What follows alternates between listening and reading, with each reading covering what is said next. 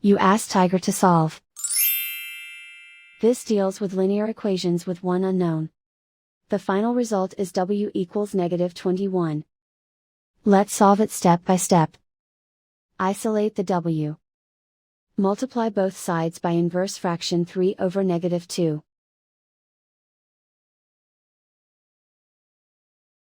Move the negative sign from the denominator to the numerator. Group like terms. Multiply the coefficients. Simplify the arithmetic.